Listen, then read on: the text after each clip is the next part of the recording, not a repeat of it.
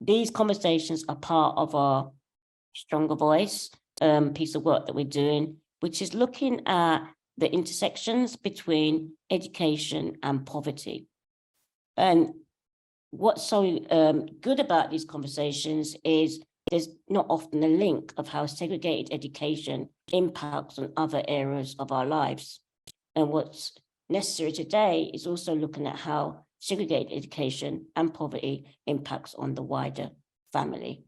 So I'm going to end there and hand over to Swatlana and also give you space at the end to have conversation. Swatlana, over to you. Yeah, thanks so much, Michelle. Thanks for this amazing introduction. Just everyone, welcome to this session. Just to say, so we're going to have speakers first, kind of setting the scene and giving us food for thought, and then we're going to have a break, and then after that we're going to have a discussion, and hopefully we'll come to some ideas, call to action of what we can do as deaf and disabled people's organizations and as a movement. So today we're meeting on the International Day of Families, and of course we know that families come in different shapes and forms, but what we're going to hear today is that no matter what families look like, whether it's a family where parents are raising disabled children, or it's a family where parents are disabled, or just family where there's a disabled person in a family, all these families are experiencing poverty, are experiencing isolation, injustice, difficulties accessing basic support. And if there is support, it usually is quite punitive. It's not the support that we as families need. It's usually kind of institutionalizing, be it children or parents. So it's really difficult to be a family with disabled person at the moment. So without kind of taking time, I'm gonna move to our first speaker. It's Andy Green from DPAC, Disabled People Against Cuts, and Andy also is a disabled parent. So Andy, is over to you. Thank you very much, Svetlana, and thank you for the invitation to speak. I'm going to try and be as quick as possible and do my best to keep us on time today. But what I wanted to kind of talk about really was that institutional failure and how the different ways that it manifests, particularly for poorer families, and specifically around school refusal, which if you were to listen to politicians and healthcare professionals, you would be led to believe that it's a post-COVID phenomenon, when actually this has been recognized for almost 100 years now, within the school system.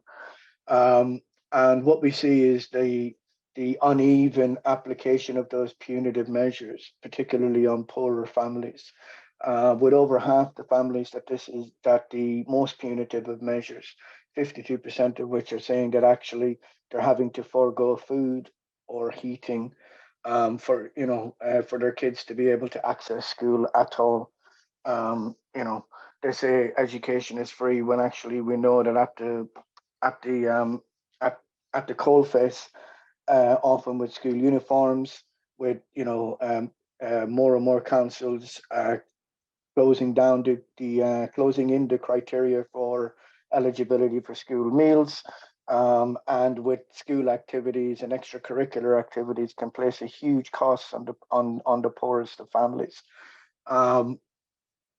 We have a situation now in the UK where there are 140,000 school refusers, and the vast overwhelming majority of those, somewhere between 85 and 90%, are children that present with what they call special educational needs, what we recognize as disabled children.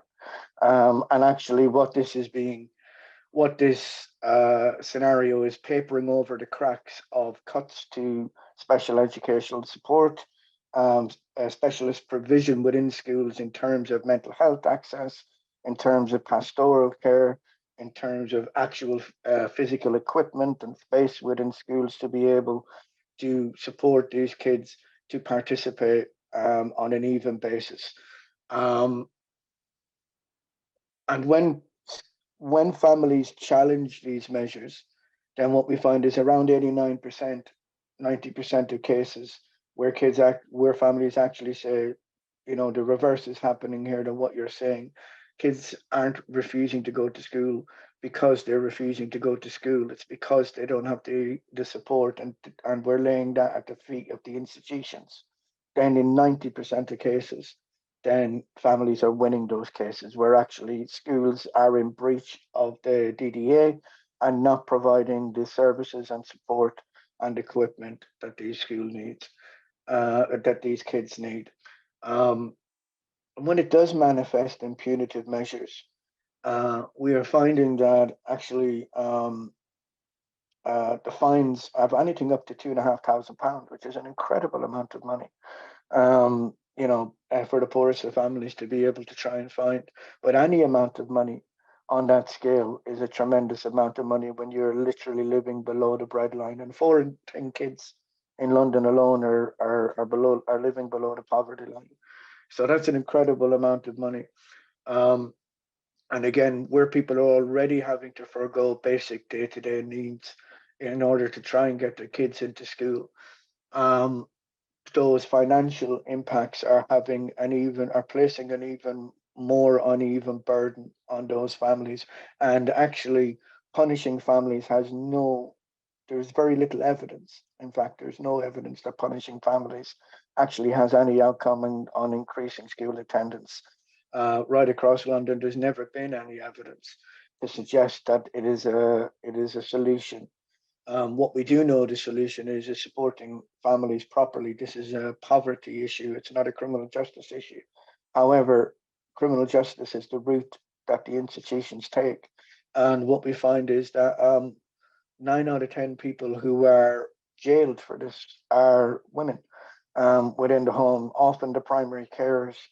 And the implications and ramifications for those families are incredible. And trying to pick up the pieces post prison and during that time, and the trauma that it causes is actually exacerbating the conditions in which these families find themselves. So my solution, or certainly the solutions that are coming out of those self-organized autonomous family groups who are now starting to push back, is around stop making this a criminal justice action and start a criminal justice issue, and start making this a poverty issue and a child support issue, to start putting into place specialist services that children need to be able to attend, but also really tailored transition services so that it's not dropping off a cliff and between one choice of staying at home or attending full service, as is the expectation, but also to address and look at the other multifaceted issues that are going on within the family home, and often the multi-layered support that is needed in terms of often a wider range of services than just education and health and care plans. Actually, we need to alleviate the effects of trauma. We need to raise people out of poverty. We need to create other paths to education which offer a more rounded and interesting offer for these kids. And we also need to take a non-judgmental approach and to step back and personalize the kind of support, because it's not a one size fits all, and every family, as has been said, is different, and every family needs a different menu of options from which they pick and choose which work the best. So I've hoped within those few minutes there that I've tried to kind of capture what's going on and how we address that. And I'm really interested to hear what everybody else has to say. So yeah, that's kind of, I'm sorry it's such a negative starting point, but I do believe that we have to kind of set out exactly where we are and what the path to solving those issues are, and none of it is pretty, I'm afraid. Thanks so much, Andy, and thanks so much for talking about kind of structures and systems and how multi-layered this is, and how instead of supporting families, they're made to they're already in very difficult situation, and they're made to challenge everything, and then even with challenging, not get what they really need. So we're going to move to our next speaker. So I guess we're going to hear from parent and advocate perspective. So our next speaker is Olka Walcott, yeah, very much looking forward to hearing about your experience, Olka. Hi, everyone. Here I go. So I wrote about cultural barriers and impact communication between services and families. Being a Black migrant disabled parent and a parent to disabled children have its challenges and joys. Additionally, language, religion, gender, and understanding of the society we live in. Often further barriers arise when our children are diagnosed. Poverty causes disruptions for families and how they impact the community. It hinders the learning cognitively with students and further isolate families from accessing services, school support, impacts on mental health for the family and on a whole and overall the society. Children and young people that are disabled, establishments and society are not equipped to include our children in society. Many parents, depending on their culture and beliefs, don't believe in or understand disabilities in its entirety and is often equated to being a sin, a curse, punishment for wrongdoings or parents and ancestors. School and social services have a duty of care not to dehumanize parents, as this will further place barriers for both schools and parents. Systematically, Black families are placed in a category within this British system and within the category of the culture you are in. Overcoming cultural and societal barriers is the business for society on a whole. Each system needs to be re-imaged to include inclusivity, met diversity and accessibility to ensure that disabled children that are in poverty are integrated into the community that they are a part of. Family accesses of children and young people with disability. The stereotypes views of families are very damaging to our children's emotional growth. Those that dismiss our children's deregulation and disabilities are a recipe for disaster. Families and society that constantly use ableism as a comeback or their children's disabilities are to be educated and removed to ensure our children are mentally and physically safe. Poverty is not a crime. How race plays a part in interactions. Many of our disabled children and young people are being excluded on a daily basis from school and society with no consideration for disability and circumstances within their families. Misdiagnosis and historical experiences with Black people in the medical field. When our children have the disabilities, parents are told children aren't behaving. White counterparts and people exhibit the same symptoms. They are often diagnosed correctly and at least an investigation is carried out. Children that are placed in poverty or children that are experiencing poverty are often considered to be uneducated, and families are facing a backlash, placed in prison, etc. Black children deregulation are often used as a deliberate disruptions and unwillingness to learn and falls in line with school and society's rules. And unrealistic expectations are placed on families, society, and schools to conduct and understand rules as general person in society. Children that are living in poverty are also at high risk of severe mental health, which results in school refusal, thus excluding the child from society, its society and school life. Parents are being fined, criminalized, which further make it hard for parents to obtain substantial employment to move their families out of poverty. Many councils and schools have schemes that support families. These schemes are poorly advertised. Moreover, this causes shame for family and impacts mental health on a whole. A holistic approach for overall family members, school, and society. Education and service providers. This part of holistic approach is to understand disabilities, family cultures, and what it means for families to be a part of society without shame from poverty. following through with the provisions and school to help families to move forward out of poverty. Actions for parents. Parent actions, learning the law and how it applies to you and your family. Parents should be strong advocates for their families, and if they're unable to be an advocate, to seek out charities and organizations that will help them to advocate for them. Thank you. Thank you so much, Orca. There's so much in there. Thanks for talking about cultural barriers and bringing this intersectional aspect to injustice that families are experiencing. And I guess it's important for us also to know that, like, culture, we define it as a society. We also define what education is, for example, and what it is for, and what should it do. We also define what parenting is, what is, you know, and often what is seen as good parenting, good education is not something that is really needed. So we're now going to hear from perspective of disabled parents. We're going to hear from Asha Nauf from Deaf Ethnic Women's Association. Asha. Hello. So to say Deaf Ethnic Women's Association, we support a multitude of different women, and we provide a range of different support. We try and empower ethnic women who are deaf to have their own choices and their own control over their lives, and to have an active part in their successes in their lives. Some people, that's a big part of their identity. And we also want to get them involved in their children's educations with the Children's and Families Act from 2014.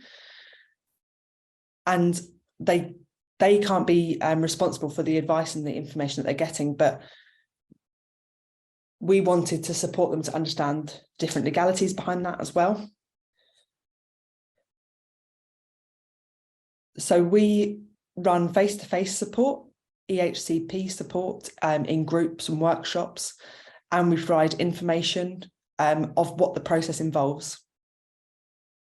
So deaf mothers might need to contact their local authority or their local SENDIAS team or their service to book BSL interpreters for the EHCP meetings to make sure that they have active communication and translation throughout that process, so they understand the context of the EHCP planning for deaf mothers.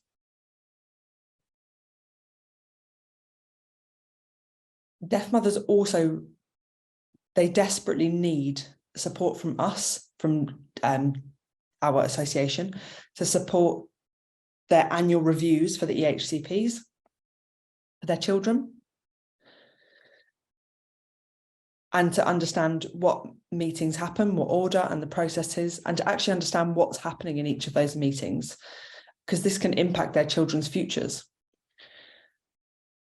Deaf mothers need, membership in that school. They need a seat at the table, and they need to be able to go through they need to be involved in their child's reviews. And for any of the EHCP meetings, we need to support them to understand what the context of that meeting is before you're actually signing off on that, to understand what it's saying. It's absolutely vital information, and annually we give feedback to the about the EHCPs as well. And our organisation supports deaf mothers to make recommendations about, sorry, I'm just going to check that. About direct payments for the deaf mothers as well. So this could involve a qualified deaf translator to be involved to support the deaf mother to understand the context of all the meetings and the documents that are sent through the EHCP process, to make sure that the deaf mother actually understands each section of it. But it's really important that we apply for the direct payments for the deaf mothers as well. So yeah. Thank you so much, Asha, and thanks for kind of illustrating how difficult it is for deaf mothers to be effective advocates for their children. And it's just astonishing because obviously all laws are there and they all require local authorities to make sure that parents can actively be involved and meaningfully be involved in these processes, but of course it doesn't work, and the system is built to create barriers instead of helping and supporting. This is just a real struggle that families have to deal with. Okay, so we're going to hear from another parent. We're going to hear from Caroline McKeith about her experience as well. Caroline. My daughter is 38 now, so it's all quite a long time ago, but I think the problems still happen. All families cannot negotiate the education system on their own. They all need help from, you know, an organization. However resourced you are as a family, you cannot do it on your own. So I was really lucky. I had Alfie to help me, but it was still year 9 before my daughter got into a mainstream school to have an education. So it was a long time. Knowledge of organizations is really patchy. I don't know how we,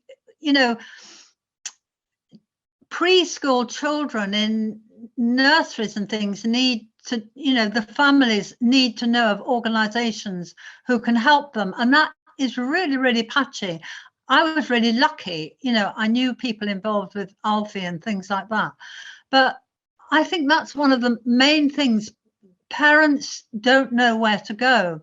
The other thing is, if a parent wants a mainstream school and they have a child with high support needs, the school at the moment, is asked to fund that help. Now, my daughter needed full-time personal assistance because of her communication system and everything else. No school will want to pay for that. So the funding has to be from outside the school, I think. And also the emotional cost on families. I mean, we're told we're completely unrealistic, we're, all sorts of things, we're deluded, unrealistic, or we're completely dismissed. Our knowledge of our child is often completely dismissed, and we just need that backup. You cannot go to a meeting with God knows how many professionals on your own. If you're going to succeed in any way. So I think that's one of the main things, how to get information out to preschool, to the families of preschool children to help. I think that's one of the biggest things that I would like to say, just that information of how to get help. But we all know the cost of segregation, the isolation, the loneliness, everything else, the poverty, everything else, and it's so important. Okay, that's enough, I think. Thanks so much, Caroline. And again, it's just astonishing how the system, so many professionals actually are employed. It's their profession to help and support families and children. And what happens in the reality is that you need other organizations to support parents to engage with it. So I guess there is a question, what kind of system have we built, and how difficult is it's now much harder to get children to mainstream schools, and also make sure children stay there and get good education with the right support. And I think what really bothers me is that those professionals, surely they would have very different expectations and wishes for their children, and is that because of a just great kind of injustice and discrimination towards disabled children, towards families in a specific situation? Is that the root cause of the problem? Anyway, we're going to talk now more about systemic problems, again, about how families are not supported at all and penalized. So we're going to move on to our next speaker, who's Tracy Norton from Disabled Mothers' Rights Campaign. Thank you. Thank you for asking us to speak in a happy International Day of Families. The Disabled Mothers' Rights Campaign is coordinated by WinVisible, and that's women with visible and invisible disabilities. And we're a multiracial grassroots group, and we bring together women with various disabilities and backgrounds. Many disabled women are also mothers and carers for children, partners, parents, and friends, on top of coping with our own disability. I'm a mother with a very painful invisible disability, and I have a severely disabled son who was wrongly taken from me when he was a teenager to stop his expensive medical care and health in the community at home, including his EHCP. He was put in an unregulated hostel, and his health and disability deteriorated and got much worse due to the trauma and neglect he suffered while in state care. His EHCP was cancelled, and for 2 years he received no education. Disabled women are campaigning for our rights to start a family and keep a family and keep our children and get the support that we're entitled to under the Care Act, the Children's Act, and the UN Convention of the Rights of Women with Disabilities, Article 23. WinVisible is also part of Support Not Separation, which defends mothers and children against the devaluing of the mother-child relationship, which leads to unwarranted separation. And for the last 6 years, we have been holding monthly protests outside the Central Family Court in London, which WinVisible joins, as well as monthly self-help meetings in our centre for mums fighting against family court. Disabled mothers, single mothers, care leavers, women of colour are seen as unfit mothers, and many of us are on low income and high disability costs, high energy bills, but we are blamed for not being able to provide for our children. But poverty is not neglect. We also know that you are 10 times more likely to lose your children to care if you live in the poorer areas compared to the more affluent areas. Councils pay private companies obscene amounts of money, such as £250,000 a year for one disabled child in a placement in institutions like Helsey Group, where rape and abuse are rife. Disabled children are 5 times more likely to be abused in care as non-disabled children, and they are moved far away from their families and friends and locked in institutions where they do not receive the care, education, or support that the mother originally asked for. And we've been calling this out, and we're glad to see that Alfie and others have launched the End to Torturing Care Homes campaign. Being disabled, being a victim of domestic abuse, which affects disabled women twice as much, as well as being young or having grown up in care or living on low incomes, can all be flagged up by professionals as a safeguarding issue, which means we get referred to social services and our children are then taken from us. Mothers and children are afraid of asking the councils for support in case they are separated. Mothers seeking EHCP support for disabled children are threatened with child protection if they don't drop their appeals to tribunals. And mothers whose children have the same genetic condition as them are wrongfully accused of projecting their own disabilities onto their child. It's called fabricated induced illness, and they are referred to child protection and often have their children removed, purely basically starting because they wanted an EHCP. Mothers are fighting for the same rights as an appropriate education to facilitate their children as any other child, normal child, is granted. But when we fight for that right, we are blamed and we are punished. And since the SEN reform laws came into practice in 2014, the LAs have spent over £325 million defending themselves against families, with a further 100 million costs in tribunal. And yet, last year, local authorities only won 3.7% of their cases. Money wasted on targeting and blaming families that could be well spent on our children. So it's not true that councils don't have money for adult and children's services. It's where they're spending the money. We're working towards a Charter of Rights to press councils to provide support which disabled mothers are entitled to, and to stop discrimination within the family courts to keep families together and end this traumatic separation. So please watch this space.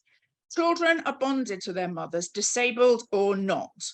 As well as support services, disabled and other mothers are calling for a care income for all those caring for people and planet, so that mothers will have financial recognition and social security to raise our children and keep them safe. Thank you for letting us speak. Thanks so much, Tracy. It's really powerful and shocking. Yeah, at the same time. And I guess when we have a discussion, what we need to think is, how do we make sure that resources are spent on the right support? Because yeah, it's true. It's not about just the lack of money. It's about where it goes at the moment and why it goes there. Okay, so we're moving on to our last speaker. So we're gonna hear from young person's perspective, I guess. So it's Yewande Akintello-Munyi from Alfie. Yewande is our Voice Youth Officer. I think she runs a program for disabled young people. So you can maybe tell us a few words about this as well, Yewande. Over to you. Hi everyone, thanks Svetlana. My name is Yewande and I'm the Our Voice Youth Officer at Alfie. So just to be really quick, for those who may not be familiar with Our Voice, the intention is to bring together a group of young disabled people so they can talk to us and tell us about the barriers they experience, what makes them angry, if they experience any ableism or oppression. And we want to create that space for them. But I'll just be quick because I know that we don't have a lot of time. When I was researching what to say for the International Day of Families event, I discovered that young disabled people often miss out on family experiences due to not having the right support and the right access to certain opportunities. For example, missing out on things such as family holidays, outings with friends, due to not being able to have PA support or certain places not being accessible. And I don't think we can underestimate the psychological impact on the child or young person when that happens, because you're missing out on being part of making memories with your family and feeling included in the family unit. Also, as we know and has been discussed by some of the other speakers today, many young disabled people don't get the chance to live at home with their family or partake in the family life because they're being made to live in institutions, because there's a lack of support from social services or from education, and not being able to live at home, and also pressure from social services and care services. To focus on education as well, many young disabled people don't get to fully experience education, especially, as has been mentioned before, those with so-called complex needs or high support needs, because their care needs are not being met while in school. For example, if you don't have assistance to take you to the bathroom or assist you with toileting, then you are also missing out. And I think as well, just to speak to the disability movement. We have done a great job today by having so many parents speak, but continue to bring parents in so that they can be made aware of the disability rights movement to help foster acceptance of young disabled people in their family and also in their communities. And I think, you know, the SEND rights movement has been helpful to parents, but there's also an aspect of it that can be very rooted in medical model, and it can at times be disabling.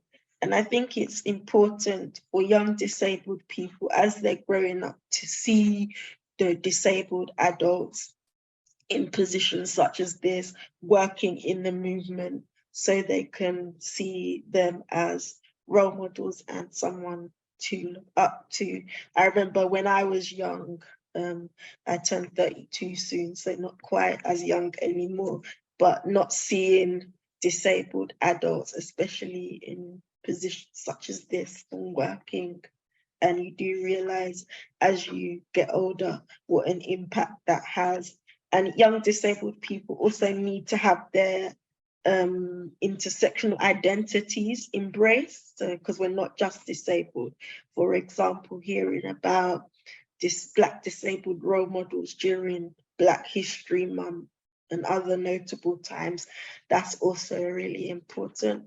And just to close, I will say I had a quick look at a report from an organization called Lumos. I think someone from Lumos is here today, and they've done also a great report on the impact of institutionalization on family life. Yeah, that's me, done. Thank you for having me speak. Thanks so much, Yolanda, and thanks for Welcome. illustrating so powerfully how like lack of support and institutionalization can really deprive young disabled people from having this experiences of family life and being part of the family. And you know, some of us who went to special schools would say like we grew up without even seeing our family really.